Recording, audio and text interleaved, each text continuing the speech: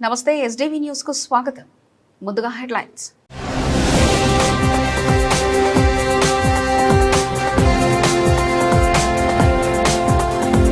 జలధార జలహారతి పనులను ఆకస్మికంగా తనిఖీ చేసిన జిల్లా కలెక్టర్ డాక్టర్ జి లక్ష్మీశ.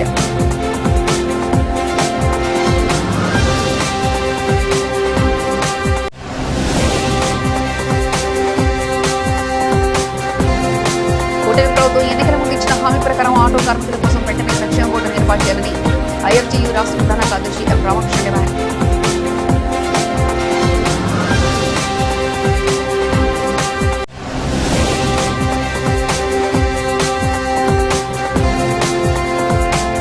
ప్రభుత్వం పెట్రోల్ డీజిల్ పై వసూలు చేసిన రోడ్డు డెవలప్మెంట్ సెస్ తక్షణమే ట్యాక్స్ పేయర్ అసోసియేషన్ రాష్ట్ర కార్యదర్శి ఎం ఆనందయ్య డిమాండ్.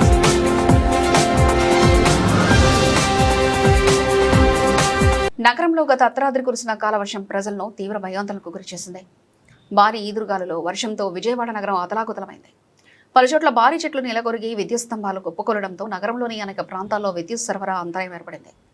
కొన్ని ప్రాంతాల్లో రహదారులపై చెట్లు పడిపోవడంతో ట్రాఫిక్ కూడా స్తంభించింది. ఇదే సమయంలో విద్యుత్ షాక్ గురై ఓ హోంగార్డ్ మృతి చెందిన ఘటన నగరంలో విషాదాన్ని నింపింది. పండగ వాతావరణంలో చోటు చేసుకునే ఘటన స్థానికులను కలిచివేసింది.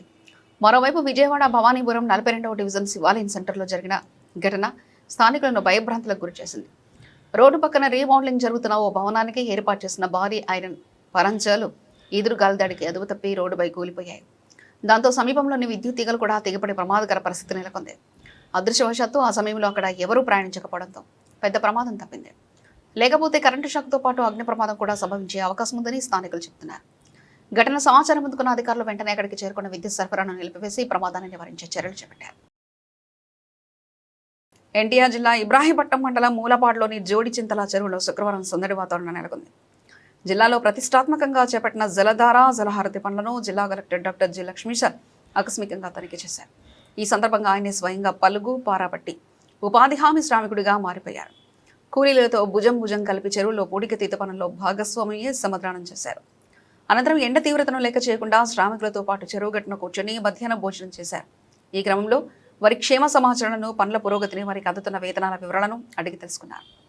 ఈ సందర్భంగా కలెక్టర్ లక్ష్మీశ మీడియాతో మాట్లాడుతూ గౌరవ ముఖ్యమంత్రి మార్గనిర్దేశకాలకు అనుగుణంగా జిల్లా వ్యాప్తంగా జలధార జలహారతి పనులను అత్యంత ఉత్సాహంగా శరవేగంగా నిర్వహిస్తున్నట్లు తెలిపారు. జలహారతి జలాధార్ కార్యక్రమం కింద దాదాపుగా 1300 వర్క్స్ శాంక్షన్ తీసుకోవడం జరిగింది. ఈ వర్క్ అన్నింటికీ ముఖ్యంగా ఎంజీఎన్ఆర్జీఎస్తో అనుసంధానం చేసి భూగర్భ జలాన్ని పెంపొందించడానికి ఈ కార్యక్రమం చేయడం జరుగుతూ ఉంది. దాదాపుగా 445 మైక్రో ఇరిగేషన్ ట్యాంక్స్ ఉన్నాయి. ఈ మైక్రో ఇరిగేషన్ ట్యాంక్స్లో 10.4 టీఎంసీ ఇంత వాటర్ కెపాసిటీ ఉంటుంది. కానీ ఇప్పుడు చూసుకుంటే 5.5 టీఎంసీ ఉంది. ఈ వచ్చే వర్షాకాలంలో మాన్సూన్ సీజన్లో ఇవన్నీ 100% నింపి జలహారతి జలాధార కార్యక్రమంలో గ్రౌండ్ వాటర్ పెంపొందించే కార్యక్రమం చేయడం జరుగుతూ ఉంది. దీనికి ఇప్పటికే ఆల్రెడీ ముమ్మరంగా వర్క్ జరుగుతున్నాయి. అట్లాగే మన దగ్గర క్యాస్కేడ్ ట్యాంక్స్ అయితే ఉన్నాయి. ఇవి దాదాపు ఒక 34 క్యాస్కేడ్స్, దాదాపుగా 300 క్యాస్కేడ్ ట్యాంక్స్ ఐడెంటిఫై చేసి ప్రతి ఒక్క కెనాల్ని, ఫీడర్ కెనాల్ని, అదే ప్రతి ఒక్క ఎగ్జిట్ కెనాల్ని కూడా క్లియర్ చేసి క్యాస్కేడ్ ట్యాంక్స్ని కూడా ఒకరికొకటి అనుసంధానం చేసి వచ్చే నీళ్ళని ప్రాపర్గా మనము దాన్ని క్యాప్చర్ చేసి దాన్ని గ్రౌండ్ వాటర్ నింపాలి. గౌరవ ముఖ్యమంత్రి వారు చెప్పిన ప్రకారంగా ప్రీ మాన్సూన్లో -6 మీటరు, పోస్ట్ మాన్సూన్లో +3 మీటరు ఈ లెవెల్లో గ్రౌండ్ వాటర్ మెయింటైన్ చేయడానికి ఎన్టీఆర్ జిల్లా యంత్రాంగము టీమ్ ఎన్టీఆర్ డిస్ట్రిక్ట్ స్ఫూర్తితో పనిచేస్తూ ఉంది. దీనికి ఫారెస్ట్ డిపార్ట్మెంటు, ఇటు ఎంజీఎన్ఆర్జీఎస్ డిపార్ట్మెంటు, అట్లాగే ground water department, irrigation department వీళ్ళందరి సహకారంతో పనులు చాలా ముమ్మరంగా కోఆర్డినేట్గా జరుగుతూ ఉంది. అలాగే అన్నమయ్యలో చేసిన ఆ జలాధార్ జలహారతి కార్యక్రమం పైలట్ తీసుకొని మన జిల్లాలో కూడా మండల్ లెవెల్లో, అలాగే village level water resource persons, అలాగే వాటర్ మేనేజ్మెంట్ కమిటీని పెట్టుకొని ఆ అందరి కమిటీలో అనుసంధానం చేసుకొని పనిచేస్తున్నారు. ఈ ప్రిపరేషన్ ప్రకారంగా మనం చూసుకుంటే నెక్స్ట్ 1 ఇయర్లో కంపల్సరీగా NTR district ground water safe, అలాగే గ్రౌండ్ వాటర్ స్టేబుల్గా ఉంటుంది. ఇక్కడ పచ్చదనం అయితేనేంటి, అలాగే గ్రౌండ్ వాటర్ ప్రొటెక్షన్ అయితేనేంటి, అలాగే ఎన్విరాన్మెంట్ ప్రొటెక్షన్ కూడా చాలా మంచి ప్రోగ్రెస్ వస్తుందని మనం భావిస్తున్నాము. దీని ద్వారా మనకు వెల్త్ పెరుగుతుంది, ఎన్విరాన్మెంట్ ప్రొటెక్షన్ అవుతుంది, అలాగే ఎకనామిక్ గ్రోత్ కూడా బాగుంటుందని భావిస్తున్నాం. కాబట్టి ప్రతి ఒక్క డిపార్ట్మెంట్స్ అనుసంధానంతో చేస్తున్న ఈ పనికి ఎన్టీఆర్ జిల్లాలో ఈ కార్యక్రమాలు ముమ్మరంగా చేసుకుంటూ కంపల్సరీగా గౌరవ ముఖ్యమంత్రి వర్యులు అలాగే ఉప ముఖ్యమంత్రి వర్యులు ఇచ్చిన ఆదేశాలు అలాగే మార్గదర్శనాల మేరకు ఎన్టీఆర్ జిల్లాని ఈ డెవలప్మెంట్లో ముందంజలో ఉంచుతూ పర్యావరణ పరిరక్షణలో కూడా నంబర్ వన్గా నిలపడానికి ఎన్టీఆర్ జిల్లా యంత్రాంగం కృషి చేస్తుంది. నారా లోకేష్ చిత్ర విచిత్రాలు టక్కుటమారా విద్యలు ప్రదర్శిస్తున్నారంటూ మాజీ మంత్రి పేర్ని నాని తీవ్రస్థాయిలో విమర్శలు గుప్పించారు. తన శాఖను గాలి కొదిలేసి మిగిలిన అన్ని శాఖలో జోక్యం చేసుకుంటూ ఉద్ధరిస్తుందని చెప్పుకోవడం విడ్డూరంగా ఉందన్నారు. ముఖ్యంగా విద్యాశాఖలో జరుగుతున్న వ్యవహారాలపై తీవ్ర ఆగ్రహం వ్యక్తం చేసిన పేర్ని నాని గురువుల నియామకంలో అనేక అక్రమాలు జరుగుతున్నాయని ఆరోపించారు. సమాజానికి ఉత్తమమైన పౌరుల్ని అందించాల్సినటువంటి పాఠశాలల్లో గురువుల్ని నియమించాల్సినటువంటి విద్యాశాఖ ఎంత తప్పుడు పనులు చేసిందో, ఎన్ని అక్రమాలు చేసిందో అసలు చూస్తే మనకి ఇంత దుర్మార్గాల, ఇంత పాపాల. 99 పైసలకి భూములు ఇచ్చి బాగానే వేసుకుంటున్నారు కదా. అలాగే అమరావతిలో కాంట్రాక్ట్లు ఇచ్చి చదరపు అడుగు 20,000 రూపాయలకి, ఒక్కొక్క ఆఫీసు కడతాకి అడుగుకి 20,000 రూపాయలకి కాంట్రాక్ట్లు ఇచ్చి బాగా వేసుకుంటున్నారు కదా. వీటిల్లో కూడా వేసుకోకపోతే ఏం కర్మరా అని చెప్పానంటే, సమాజాన్ని తీర్చిదిద్దేటువంటి స్కూళ్లలో, ప్రభుత్వ స్కూళ్లలో పనిచేసేటువంటి, చదువు చెప్పేటువంటి గురువుల నియామకంలో కూడా ఈ తప్పుడు పనులు చేయటం. ఇక ఎవడేమనుకుంటాడనేది సిగ్గొదిలేశారు. కనీసం పాపభీతి, అరే సమాజానికి నష్టం చేస్తున్నామే. ఈ బడిలోకి వచ్చినోడు మళ్ళీ 35 ఏళ్ళు 40 ఏళ్ళు ఈ గబ్బిలిలాగా పట్టుకు ఏలాడతాడు కదా. ఈ దుర్మార్గుడు వచ్చినోడు, తప్పుడు రూట్లో వచ్చినోడు, చిల్లర కొట్టి వచ్చినోడు 30-40 ఏళ్ల పాటు ఆ స్కూల్లో గబ్బిలిలాగా ఏలాడతాడు కదా. ఆ పిల్లల చదువు బతుకు పరిస్థితి ఏంటనేది ఇంగిత జ్ఞానం కూడా లేకుండా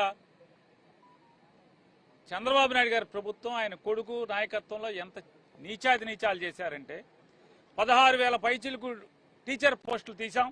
మెగా డిఎస్సీ అని చెప్పి ఎంత డగా డిఎస్సీ అంటే మెరిట్ లిస్ట్ ప్రకటించరు. నిజంగా ఇది అద్భుతంగా చేస్తే, పారదర్శకంగా చేస్తే ఈ 3,30,000 మంది రాశారు. 16,000 పోస్టులకి 3,30,000 మంది పోటీ పరీక్ష రాస్తే ఏం చేయాలి? మెరిట్ లిస్ట్ ఇవ్వాలా అక్కర్లేదా? ఎవరికి ఎన్ని మార్కులు వచ్చినాయి, 1వ ర్యాంక్ ఎవడికి, 3,30,000 ర్యాంక్ ఎవడికో ఇవ్వాల్సిన పని ఉందా లేదా? ఎవరంట మెరిట్ లిస్ట్ ఎవరంట బయటికి, ఎవరికి ఎన్ని మార్కులు చెప్పరంట. ఫోన్కు మాత్రం మెసేజ్ వస్తుందంట, యు ఆర్ సెలెక్టెడ్, నువ్వు ఎంపిక చేయబడ్డావు అంటే. ఎంతకు ఎంపిక చేయబడితే అంతకు మెసేజ్ పంపిస్తారు, మరి అన్నో ర్యాంక్ ఇస్తారు. ఎవడెంత కొడితే అంత ర్యాంక్ ఇస్తారా? సిగ్గు లేకుండా ఇంకా మాట్లాడతారు. ఏమనంటే విద్యాశాఖ నుంచి ఒక ప్రకటన ఇస్తారు, సిగ్గు శరం లేకుండా. అన్నమైనా తినేదని అడుగుతున్నాను. ఆ ప్రకటన ఇచ్చేవాళ్ళు కేసు పెడతారంట. డిఎస్సి మీద ఎవడన్నా మాట్లాడితే బొక్కలు వేస్తాం. తప్పుడు పనులు చేయటం, మిమ్మల్ని ప్రశ్నిస్తే జైలు వేస్తారా? ఉప ముఖ్యమంత్రి పవన్ కళ్యాణ్ పై కొంతమంది చేస్తున్న అనుచిత వ్యాఖ్యలను భారతీయ జనతా పార్టీ బీజేపీ తీవ్రంగా ఖండిస్తుందని ఆ పార్టీ సీనియర్ నేత, జాతీయ కౌన్సిల్ సభ్యులు ఎస్ విష్ణువర్ధన్ రెడ్డి స్పష్టం చేశారు. గురువారం అనంతపురంలో ఆయన మీడియాతో మాట్లాడుతూ, తెలంగాణ, ఆంధ్రప్రదేశ్ రాష్ట్రాల మధ్య మళ్లీ ప్రాంతీయ విద్వేషాలను రెచ్చగొట్టేందుకు కొందరు కుట్రపూరితంగా ప్రయత్నిస్తున్నారని, ఇలాంటి చర్యలు అత్యంత సిగ్గుచేటని ఆయన మండిపడ్డారు.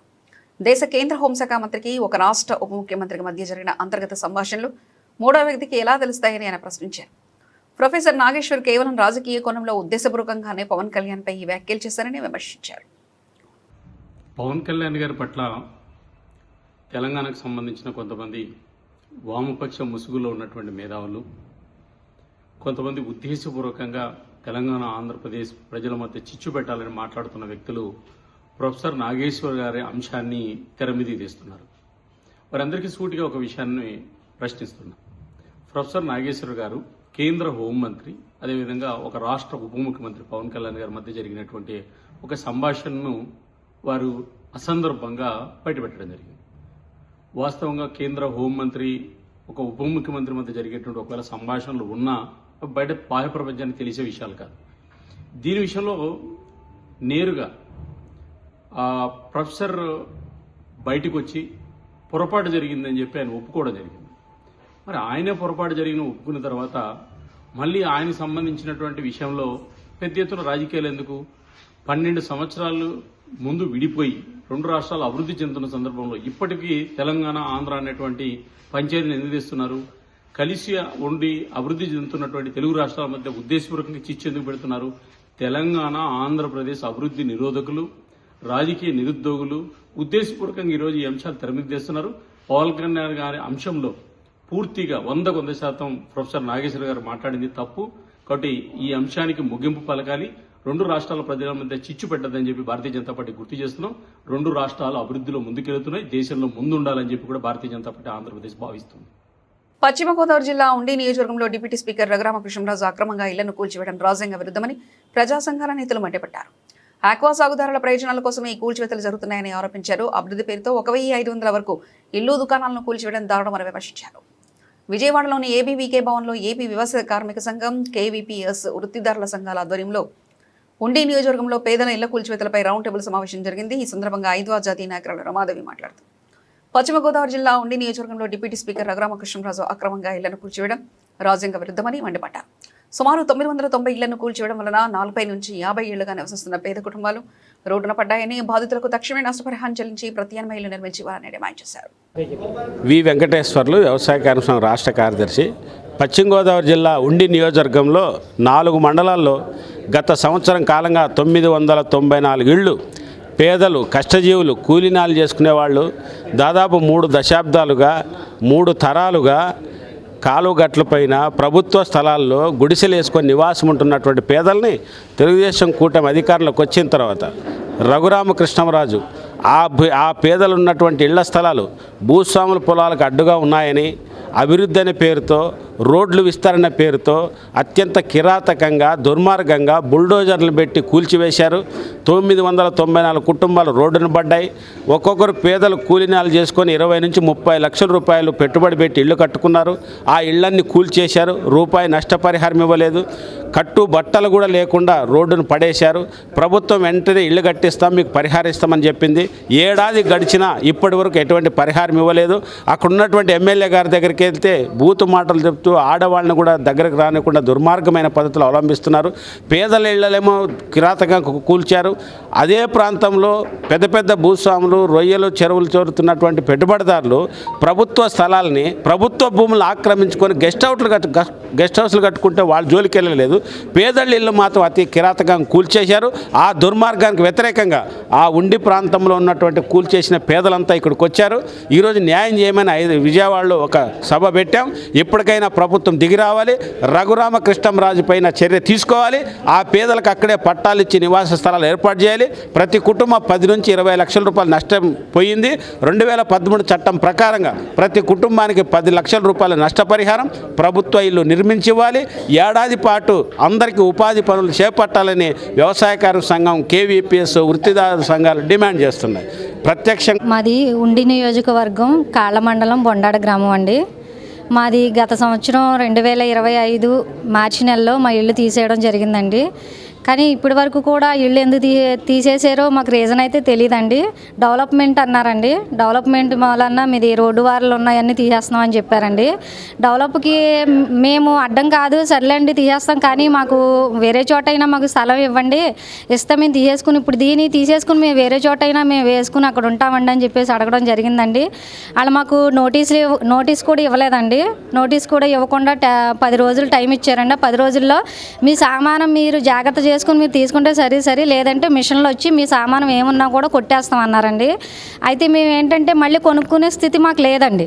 అందుకని చెప్పేసి ఏంటంటే 10 రోజులు టైం అడిగామండి. ఆ 10 రోజులు ఇచ్చిన టైంలోనే మేము వేరే అద్దెళ్ళు చూసుకోవడం, సామానం అన్నీ తీసుకెళ్ళి అక్కడ పెట్టుకోవడం అలా చేసుకున్నామండి.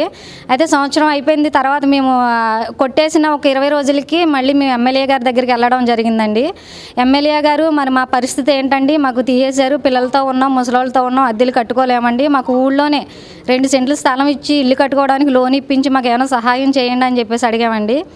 ఆయన సరే అని చెప్పేసి ఒప్పుకున్నారండి. ఒప్పుకున్న తర్వాత మా ప్రెసిడెంట్ గారు వాళ్ళతో కూడా మాట్లాడడం జరిగిందండి.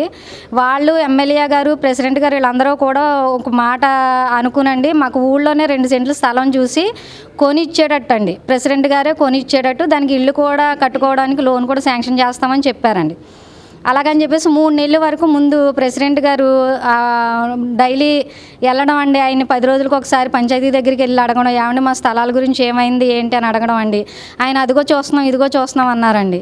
ఒక చోట పూడ్చిని చూపించారండి, మీకు సెంటున్నరకి ఇచ్చేస్తున్నాం అని చెప్పేసి అన్నారు. సర్లే అని చెప్పేసి చాలా ఆనందపడ్డామండి, ఇస్తున్నారు కదా అని. మళ్ళీ ఆ స్థలాన్ని మళ్ళీ వేరే వాళ్ళకి అమ్మేసుకున్నారండి. ఆ స్థలం కూడా లేదు. మళ్ళీ పేరు కండిపోయిన పద్మ అండి నా పేరు. మాది ఉండి మండలం ఉందూరండి. మేము గత 3 తరాల నుంచి అక్కడ రోడ్డు గట్టున నివసిస్తూ ఉన్నారండి ప్రజలందరూ.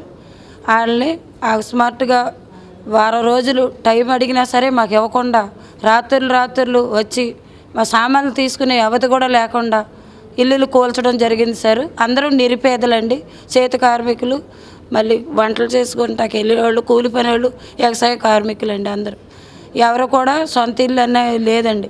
మొన్న ఎలక్షన్లో కూడా ఇంటి పట్ట, ఇంటికి ఒక పైపు ఇస్తామని నాయకులు వాగ్దానం చేశారండి.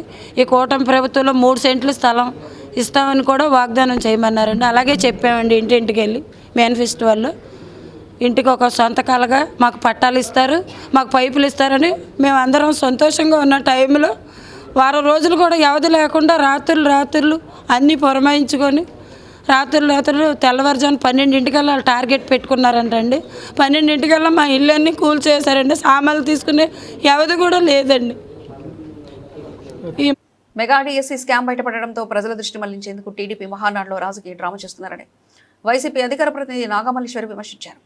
డిఎస్సీ 2025 పేరుతో ప్రభుత్వం భారీ మోసం చేసిందని, ఇది మెగా డిఎస్సీ కాదు దగా డిఎస్సీ అని ఆరోపించారు. 2 ఏళ్ల పాలనలో చెప్పుకోదగ్గ అభివృద్ధి లేకపోవడంతోనే జగన్ వైఎస్ఆర్సీపీ ప్రభుత్వంపై విమర్శలతో మహానాడు నిర్వహిస్తుందని అన్నారు. ఎన్టీఆర్ కాలంలోని మహానాడుకు ఇప్పటి మహానాడుకు చాలా తేడా ఉందని పేర్కొన్నారు. కార్యకర్తలు స్వచ్ఛందంగా రావడం లేదని, మహిళలను బెదిరించి సభకు తీసుకొస్తున్నారని ఆరోపించారు. లోకేష్ బాబు గారి ఆధ్వర్యంలో జరిగినటువంటి మహానాడికి నక్కకి నాగలోకానికి ఉన్నంత తేడా ఉంది. అంటే మీరు పెట్టినటువంటి ఆ మీటింగ్ ఎంత ఇమ్మెచ్యూర్డ్గా ఉందంటే, కొత్తగా రాజకీయాల్లోకి వచ్చిన వాళ్ళకి కూడా అరే ఎంత విజనరీని పక్కన పెట్టి చంద్రబాబు నాయుడు లాంటి ఒక వ్యక్తిని, సీఎంని పక్కన పెట్టుకొని ఎలాంటి మాటలు మాట్లాడిస్తున్నారు, ఎలాంటి కామెడీ వ్యక్తులతో మాట్లాడించారు అని అన్నది రాష్ట్రంలో ఉన్నటువంటి ప్రజలందరూ గమనించారు. ఒక్కసారి అంటే మీ మహానాడు పెట్టుకోవడానికి మీ ఉద్దేశం ఏంటని మీరు పెట్టారు అని అనేది రాష్ట్రంలో ఉన్నటువంటి ప్రజలకైతే క్లారిటీ ఇచ్చారు. అందుకు మీకు ధన్యవాదాలు చెప్తాను.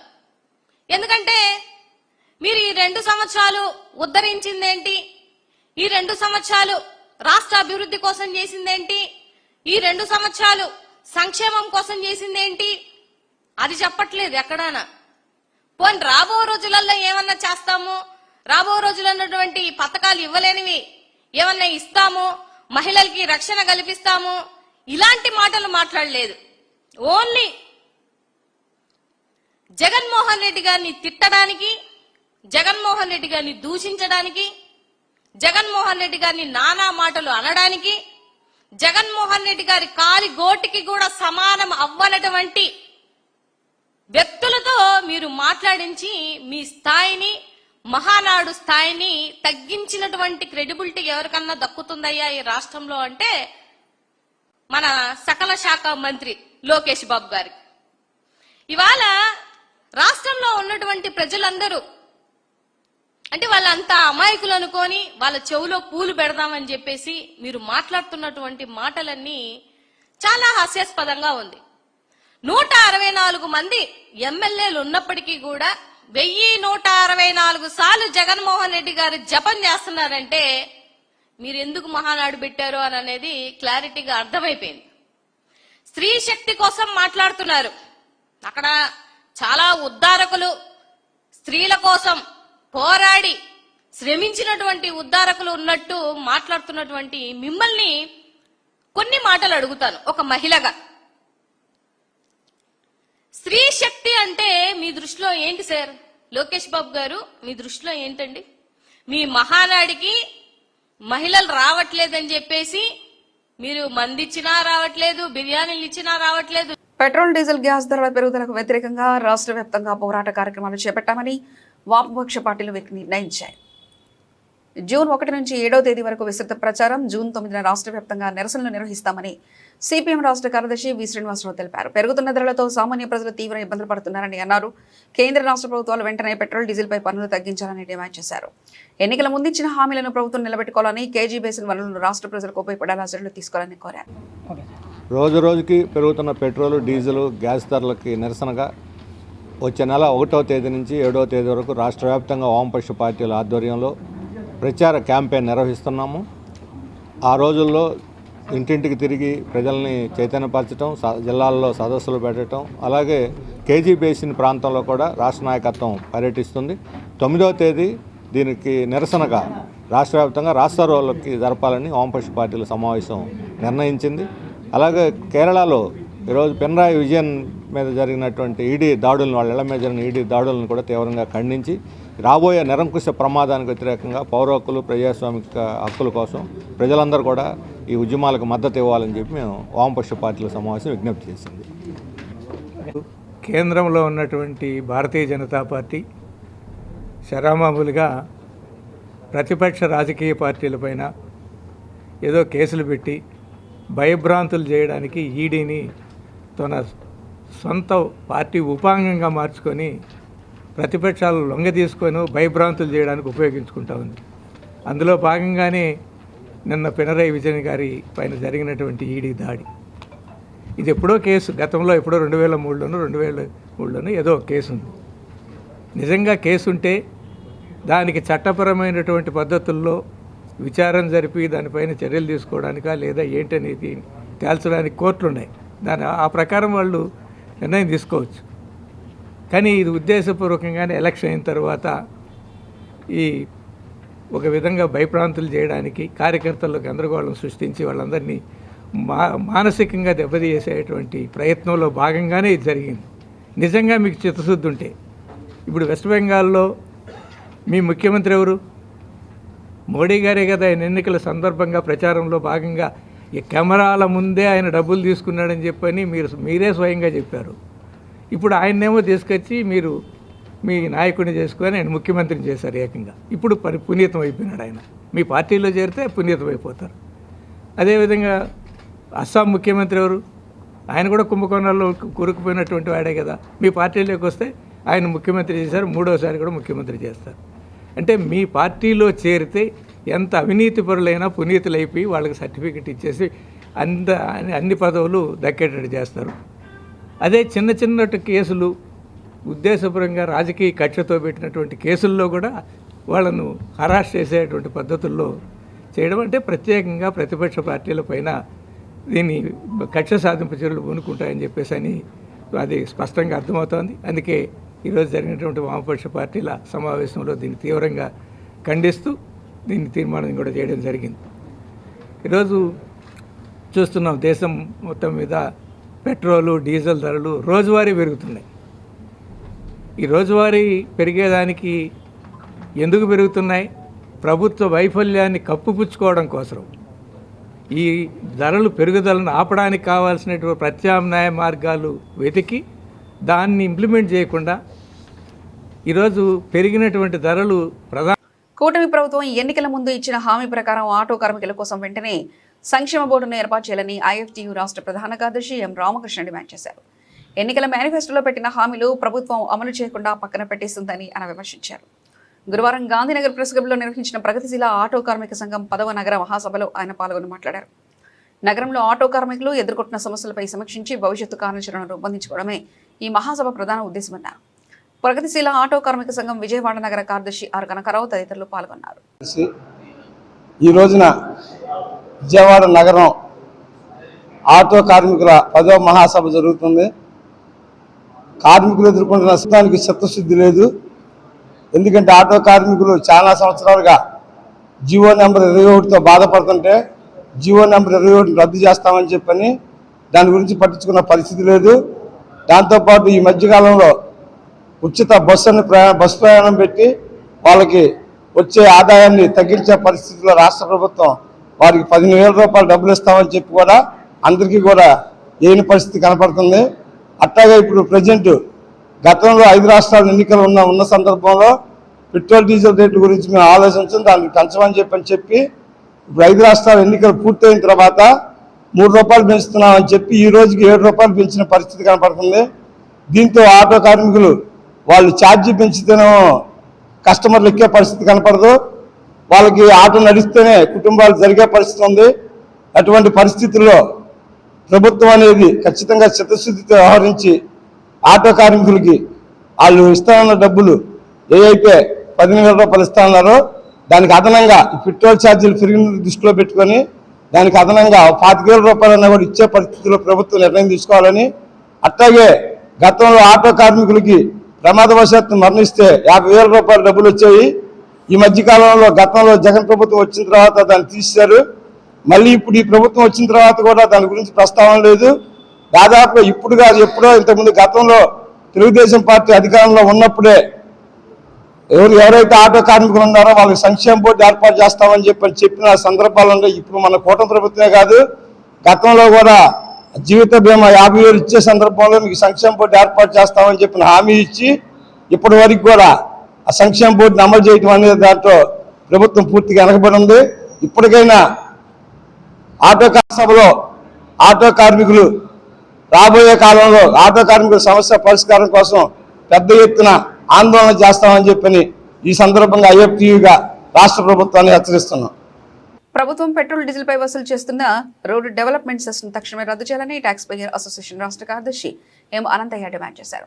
స్థానిక ట్యాక్స్ పేయర్ భవన్లో గురువారం నిర్వహించిన విలేకరుల సమావేశంలో ఆయన మాట్లాడారు. ఈ వరకు రాష్ట్ర ముఖ్యమంత్రి, ఆర్థిక శాఖ మంత్రి, ప్రభుత్వ ప్రధాన కార్యదర్శులకు ఈమెయిల్ ద్వారా విజ్ఞప్తి పంపినట్లు తెలిపారు. దేశంలో ఇంధన ధరలు పెరగడానికి కేంద్ర రాష్ట్ర ప్రభుత్వాల విధానాలే కారణమని అన్నారు. రాష్ట్రంలో ఇప్పటికే ముడి చమురు అమెరికా ఒప్పందం వల్ల కోట్లాది రూపాయల ఆదాయం వస్తున్నప్పటికీ 2002లో నాటి ఎన్డీఏ ప్రభుత్వం నియంత్రిత ధరల విధానాన్ని రద్దు చేయడం ప్రజలపై భారం మోపుతున్నారు. అంతర్జాతీయ మార్కెట్లో బ్యారెల్ ముడి చమురు ధర $50 కంటే తక్కువగా ఉన్నప్పటికీ ఆయిల్ కంపెనీలు భారీగా లాభపడుతున్నాయని తెలిపారు. ఈ సమావేశంలో అసోసియేషన్ అధ్యక్షులు వి సాంబశివరావు, కోశాధికారి వి సుందర రామరాజు, భాస్కర్ యాదవ్ ఇతరులు పాల్గొన్నారు. ఒక 10 రోజుల కాలంలో 4 దఫాలుగా ఈ నెలలో పెట్రోలు, డీజిల్ రేట్లు పెంచారు. అదేవిధంగా ఆటోలు నడుపుకునే గ్యాస్ రేటు కూడా పెంచారు. ఈ పెంపుదల అనేటువంటిది దీనికి చాలా కారణాలు ఉన్నాయి. ముఖ్యంగా ప్రధానంగా 3 కారణాలు ఉన్నాయి. ఆ 3 కారణాల్లో ఒక కారణం ఏమిటి అని చెప్పానంటే, మనకి 3 కారణాలు, ఒక కారణం, ప్రధానమైనటువంటి కారణం ఏంటి అంటే, మనకి అమెరికా కోసం అని చెప్పని ఇతర దేశాలని, రష్యా నుంచి కానీ వాళ్ళు చౌకగా ఇస్తామన్నా కొనకపోవడం, ఇది మొదటి కారణం. రెండవ కారణం ఏమొచ్చింది అంటే, వీళ్ళు మన అడ్మినిస్ట్రేటివ్ ప్రైస్ మెకానిజం అని 2002 వరకు ఉండేది, దాన్ని తీసేశారు. అందువల్ల ఏం జరిగిందంటే, ఇప్పుడు మనకి ఇటీవల కాలంలో $20 బ్యారెల్ $20 కూడా పడిపోయింది క్రూడ్ ఆయిల్. పడిపోయినా కూడా మన విజయవాడలో $109.63 చాలా కాలం కొనసాగింది. ఆ $109.63 నుంచి తగ్గించడం అంటే దేశవ్యాప్తంగా ఇదే పరిస్థితి. అంటే అక్కడ మనకి విపరీతంగా లాభాలు అనేటువంటి కంపెనీలకు వచ్చింది. ఆ కంపెనీలకు వచ్చినటువంటి దాన్ని ప్రజలకి ట్రాన్స్ఫర్ చేయటం అనేటువంటిది జరగల. ఇది మొదటి విషయం. లాభాల కంపెనీలు వచ్చినాయి. ఇటు రెండవది పన్నుల పేరుతో కేంద్ర రాష్ట్ర ప్రభుత్వాలు విపరీతంగా చేసినాయి. ఎంత లాభాలు వచ్చినాయి ఈ కంపెనీలకంటే, మొన్న 25-26 ఫైనాన్షియల్ రిజల్ట్స్ చూస్తే, మొన్న మార్చి నాటికి రిజల్ట్స్ చూస్తే, పబ్లిక్ సెక్టార్లో ఉన్నటువంటి 3 ఆయిల్ కంపెనీలకు కూడా 79,822 కోట్ల రూపాయలు ఆదాయం వచ్చింది. అంటే నష్టాల్లో లేవు అనేటువంటిది. ఇప్పుడు కొంతమంది నష్టాల్లో ఉన్నాయని ప్రచారం చేస్తున్నారు, ఇది శుద్ధ తప్పు. లాభాల్లో వచ్చినాయని వాళ్ళ ఫైనాన్షియల్ రిజల్ట్స్ తెలియజేస్తున్నాయి. అదే సందర్భంలో కేంద్ర ప్రభుత్వానికి 2025 మార్చి నాటికి, ఆ సంవత్సరంలో ఇంకా 26 రాలేదు, 25 మార్చి నాటికి 4,24,398 కోట్లు. 10 రోజులు ఎలక్షన్ అయిపోయిన తర్వాత 10 రోజుల్లోనే 4 సార్లు పెంచింది. ఎందుకని పెంచింది అంటే, మాకు ఇన్కమ్ తగ్గిపోయింది అని చెబుతున్నారు. మరి నిజంగా నువ్వు పెట్రోల్ ధరలు పెంచవలసిన అవసరం ఉందా? దీనికి కారణం ఏంటంటే, ఒకటి అమెరికా. నువ్వు కనుక నేను చెప్పిన సౌదీ అరేబియా దగ్గర పెట్రోలు ఎక్కువ రేటు కొనాల్సిందే నువ్వు, లేదా మేము మీకు కావాల్సినవి ఇవ్వం అని బెదిరించింది. దానికి కేంద్రం తలొగ్గి ఇరాన్ వాడు మనకు తక్కువ రేటుకి ఇస్తానన్నా, రష్యా వాళ్ళు మనకు అసలు ధరలో సగం రేటుకే ఇస్తానన్నా కొనే అంత దమ్ము కేంద్ర ప్రభుత్వానికి లేదు. అంటే ఒక విధంగా చెప్పాలంటే నీకు ఆర్థిక స్వాతంత్రం లేదు. కేంద్ర ప్రభుత్వానికి గనక నిజమైన స్వాతంత్రం గనక ఉన్నట్లయితే నువ్వెవడరా మాకు చెప్పడానికి? మాకు ఎక్కడ తక్కువకి వస్తే అక్కడి నుంచి కొనుక్కుంటాం, లేదా అదే తక్కువ రేటుకు నువ్వు ఇవ్వు, నీ దగ్గరే కొంటాం అని అనాలి. కానీ వీళ్ళు అనేంత ధైర్యం లేదు వీళ్ళకి. మరి ఆ విధంగా పెట్రోల్ రేట్ల మీద ప్రత్యేకంగా మన రాష్ట్రంలో కనుక చూసుకున్నట్లయితే భారతదేశంలో మన రాష్ట్రం కంటే హైయెస్ట్ ఏ రాష్ట్రంలోనూ కూడా లేదు. అన్నిటికంటే తక్కువ 85 రూపాయల్లో నాగాల్యాండ్లో కానీ ఆ విధంగా ఆ ఈశాన్య రాష్ట్రాల్లో అమ్ముతున్నారు. మరి మనకి విపరీతమైన ట్యాక్సులు వేసేసి అసలు ఎంత రేటు అయితే ఉందో దాని మీద అంత రేటు ట్యాక్సులు వేసి డబల్ రేటుకి మనకు అమ్ముతున్నారు. అయినా సరే మన ప్రజల్లో వ్యతిరేకత అనేది లోపలే ఉంటుంది, కానీ బయటికి రావటంలా. పెట్రోల్ రేట్లు ఎందుకు పెంచారు అని ఎవరో కూడా అడగటంలా. ఇదే పరిస్థితి కనుక కొనసాగినట్లయితే భవిష్యత్తులో నేను ఛాలెంజ్ చేసి చెప్తున్నాను, ఖచ్చితంగా 200 రూపాయలకి చేరుతుంది. ప్రభుత్వం కూడా కొన్ని సంవత్సరాల పాటు లిక్కర్ మీద బతికింది.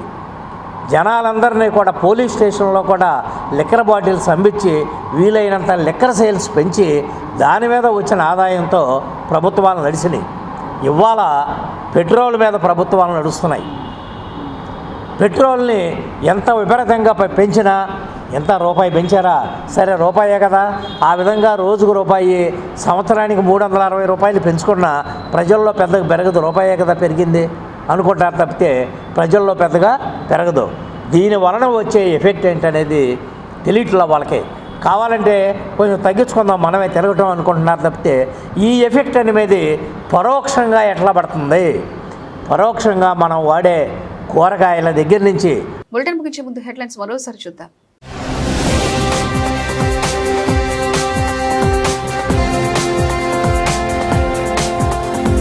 జలధార జలహారతి పనులను ఆకస్మికంగా తనిఖీ చేసిన జిల్లా కలెక్టర్ డాక్టర్ జి లక్ష్మీశ.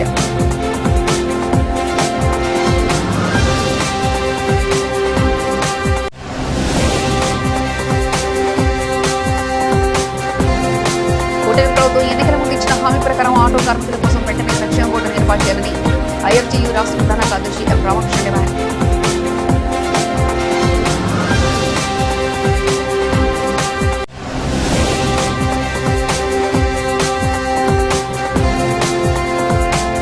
ప్రభుత్వం పెట్రోల్ డీజిల్ పై వసూలు చేసిన రోడ్డు డెవలప్మెంట్ సెస్ తక్షణమే రద్దు చేయాలని ట్యాక్స్ పేయర్ అసోసియేషన్ రాష్ట్ర కార్యదర్శి ఎం ఆనందయ్య డిమాండ్.